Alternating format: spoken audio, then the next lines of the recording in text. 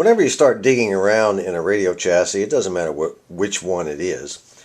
But once you start digging around in it, you have to establish a starting point. You have to know at least one of the components for absolute sure that you know is your starting point.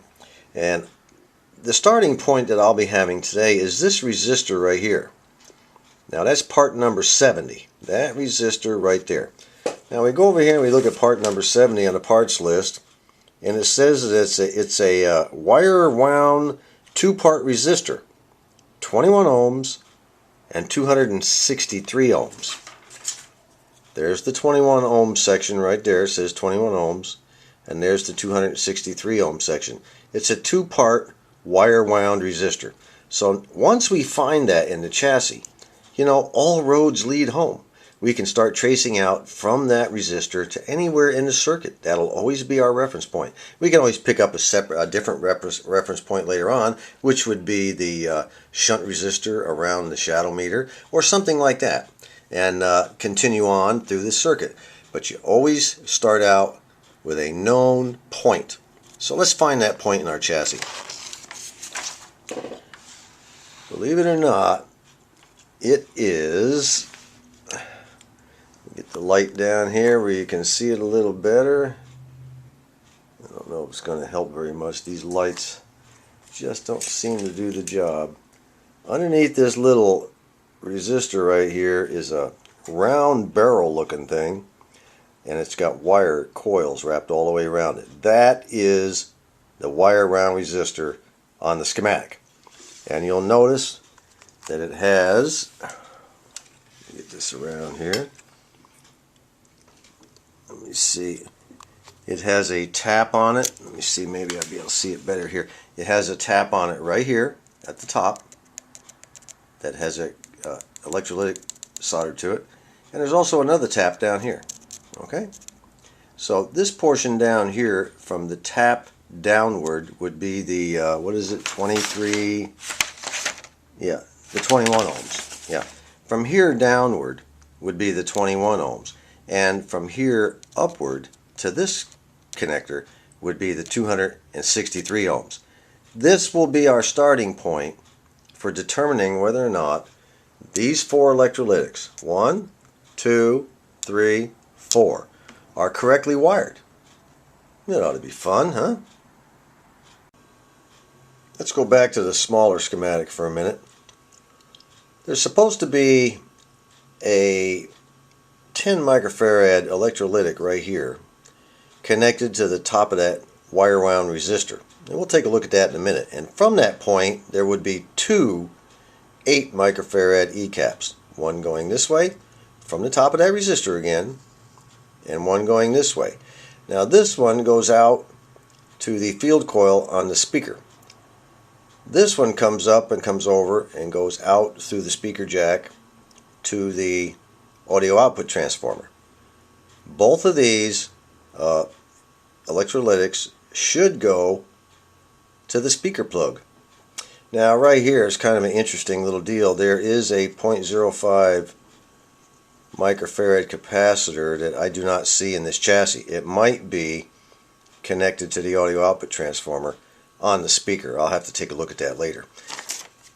But let's go back to the big one now and go over the same thing I just told you. This 10 microfarad is connected from the top of the coil resistor that I showed you to ground. Now this has a positive ground, you'll notice. Negative, positive ground. Let's take a look at that. We go from the top of the top connection. Get a light over here, make it, hopefully I can get it even better than before. I'm trying my best to keep the light up. From the top connection on the coil, on that wire wound resistor, we go up to a negative, and then down to the positive to ground. Negative, down to a positive to ground. That's exactly the way it's supposed to be. Let me shove this back. Oh, these lamps are getting in the way of me now. From the top of that coil to negative, to the positive to ground. That E cap is correct. The only problem is it's a 25 microfarad and it's supposed to be a 10. So, somebody obviously didn't have a 10. Now, from the top of that, again from the top of that coil on that resistor, this thing shows two capacitors, two E caps, one connecting here to the speaker plug and the other connecting there to the speaker plug, and both of these are 8 microfarads. Now remember I told you from the top of the wire wound resistor, this one goes up and over and out to the speaker plug, and this one here from the top of the wire wound resistor comes over, up, and through this resistor, which is, like I said, is probably on the speaker itself, on the audio output transformer. It too goes to the plug. So we've got two E caps going to the speaker plug, and that's exactly what we've got here. One here and one here. So this whole setup right here is good.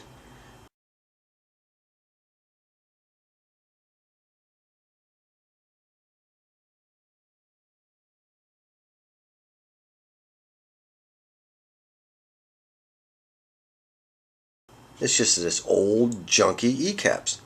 And of course, if I go to the speaker and I find that this little 0.05 capacitor is not on the audio output transformer, I will have to install it under the chassis here. Hopefully it'll be on the speaker. We won't have to mess with that. Now that just leaves us with this little critter right here. What about this baby? Well, this is a 16 microfarad capacitor that is to be connected between a 3 watt 15,000, the negative goes to ground, of course, chassis ground.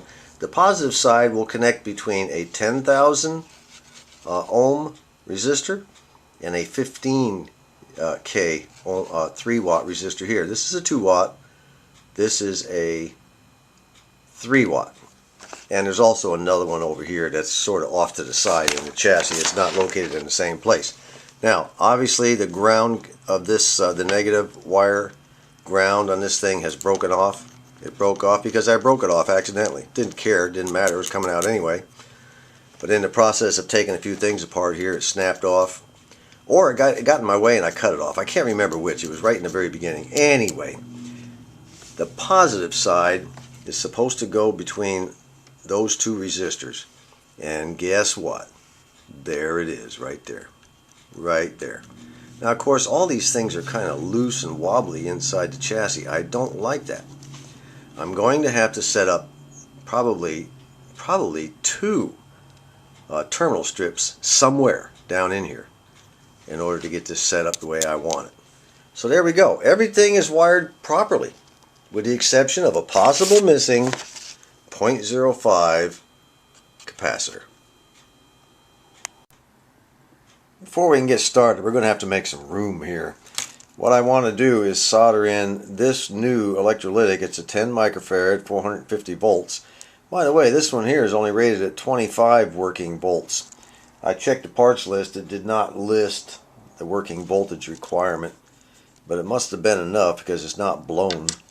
Anyway, we're going to put a 10 microfarad 450 volt capacity E cap in there. So let's make a little room. I want to clean up these connectors here. They're really nasty.